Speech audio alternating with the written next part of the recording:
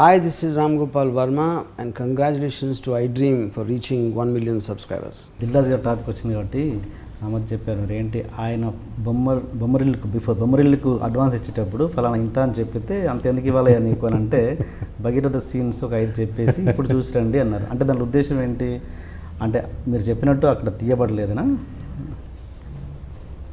అంతేగా ఒక రకంగా. ఇప్పుడు నేను ఫెయిల్ అన్న ఫీలింగ్ నేను ఫెయిల్ కాదే.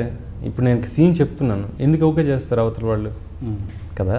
నేను ఒక సీన్ ఒక రకంగా చెప్తున్నప్పుడు అవతల వాళ్ళకి ఎందుకు నచ్చుతుంది, నచ్చకపోతే ఏ డైరెక్టర్ అయినా ఎందుకు ఒప్పుకుంటారు? డైరెక్టర్ ఆయన విజన్ సినిమా, అతనికి సపోర్ట్ చేయడానికి డైలాగ్ ఉంటాడు తప్ప డైరెక్టర్ కాదుగా ఆ టైంకి. సో అతనికి మనం ఒక డైరెక్టర్ మనం చెప్పినప్పుడు నేను సీన్ చెప్పా, ఇప్పుడు నా సీన్లో తప్పు ఉంటే డెఫినెట్గా నన్నే తిట్టాలి. ఆ టైంకి నేను డెలివర్ చేయలేకపోతే మంచిదేరా, డైలాగులు సరిగ్గా లేవు, డైలాగులు బాగోలేవు 100 అనుకుంటారుగా. అట్లీస్ట్ ఆడియన్స్ అనుకోకపోయినా ఇండస్ట్రీలో మన కెరీర్ మనం చూసుకోవాల్సి వచ్చినప్పుడు మనం సిన్సియర్గా పనిచేయాలిగా.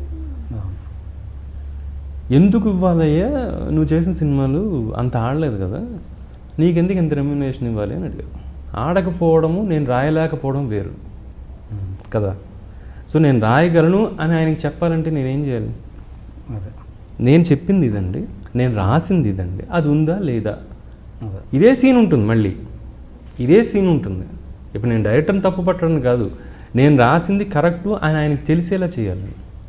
సో దిల్రాజు గారికి నేను చెప్పాను, ఆయన చూసి వచ్చారు, బాగా రాసేవయ్యా అని చెప్పారు, ఆయన అడ్వాన్స్ ఇచ్చారు.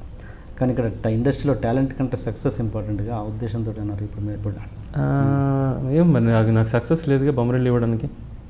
అదే ఆ పాయింట్ అనడానికి ఇండస్ట్రీ మామూలుగా అదే చూస్తుంది, రాయగలడా లేదా చూస్తారుగా. ఆ సినిమాకి వాళ్ళు అనుకుంటున్న సినిమాకి మనం కరెక్టా కాదా అని చూసుకోవాలిగా. Okay okay. సో అలా చూడడానికి ఆయన వెళ్ళి ఉండొచ్చు, దాంట్లో కొన్ని మాటలు నచ్చి ఉండొచ్చు. ఓకే. దాంట్లో డెఫినెట్గా బాగుంటాయి, భగీరథులు చాలా గొప్పగా ఉంటాయి, మంచి మాటలు ఉంటాయి. సో అవేవో నచ్చి ఉండొచ్చు. ఈ సినిమాకి ఉపయోగపడతాను ఆలోచన విధానం, ఈ సినిమాకి ఇప్పుడు చేయబోయే సినిమాకి, అప్పుడు బొమ్మరిల్లు కాదుగా, బొమ్మరిల్లు అని పేరు పెట్టలే కదా.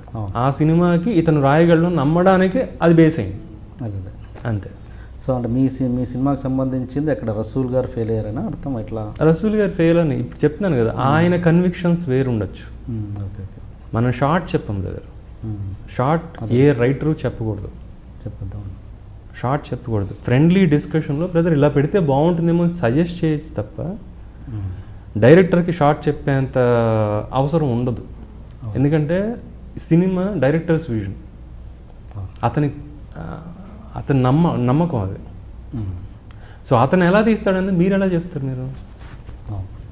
సో షార్ట్ పెట్టడం దగ్గర కొన్ని తగ్గచ్చు, కొన్ని పెరగచ్చు, ప్రతి చోట జరగచ్చు. వాళ్ళ కన్విక్షన్ ఎలా క్వశ్చన్ చేస్తారు మీరు? చేయలేరుగా. మీరు గొప్పగా డైలాగ్ రాస్తారని గొప్పగా తీసేయడం జరిగిపోతుందని మీరు అనుకుంటే అది మీ తప్పది, అది మీ ఎక్స్పెక్టేషన్. బట్ ఆ సినిమాలో అంతే ఉంటుందంటే ఆయన కన్విక్షన్ ప్రకారం ఆయన తీస్తారు షార్ట్, దాన్ని మీరు ఎలా క్వశ్చన్ చేస్తారు? తప్పదు. ఓకే. అండ్ ఇది ఇంతకుముందు అన్నారు ఉషా కిరణ్ మూవీస్ 1 గంట 40 నిమిషాల్లో, అది ఏమైంది మరి ప్రాజెక్ట్? కుదరలే, రామోజీరావు గారితో మీటింగ్ సెట్ అవ్వలేదు, అప్పుడు మీటింగ్ సెట్ అవ్వలేదు. తర్వాత ఒక 8 నెలలు అలా పోయింది, నాకు ఇంట్రెస్ట్ పోయింది. ఎందుకంటే నేను 10 to 6 జాబ్ చేయలేను. సో ఒకే దాని మీద ఉండలేను నేను. ఓకే.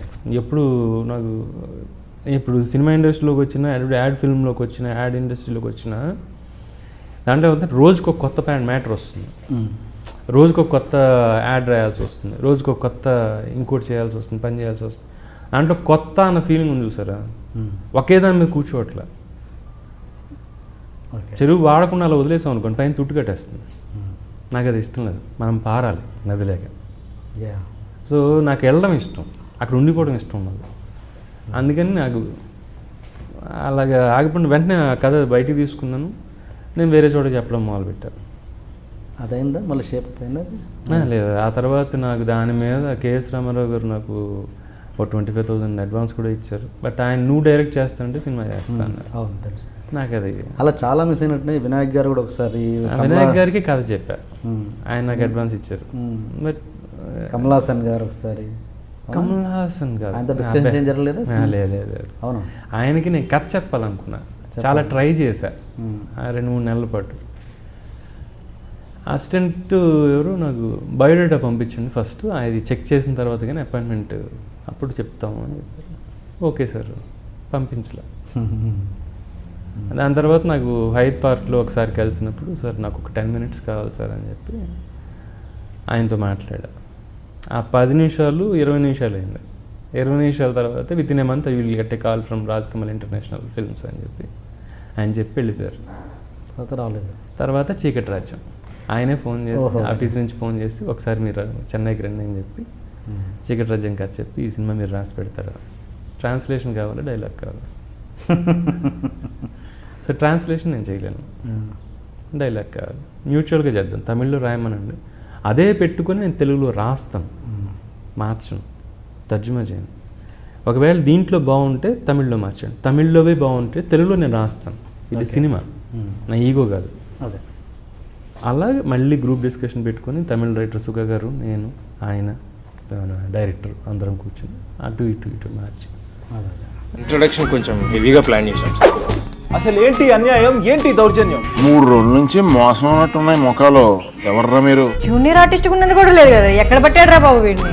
I love you. పోతారా రే, నాశనం అయిపోతారు. జిమ్మి అన్నారేమి? ఇదే సార్ జిమ్మి. అవులే ఆన్లే అవుతున్నా నీకు. Hey where are the couple, I want to shoot. ముందు కలర్ తెలియట్టుకుని మా కండిషన్ చూడరా కానీ. So please do subscribe to Loloke please. iDream 1 million subscribers ki reach ayindandi. Congrats to iDream Media on reaching 1 million subscribers. iDream Media on 1 million subscribers reach chesinanduku all the best and congratulations to you. Congrats iDream. Keep up the good work and continue to entertain.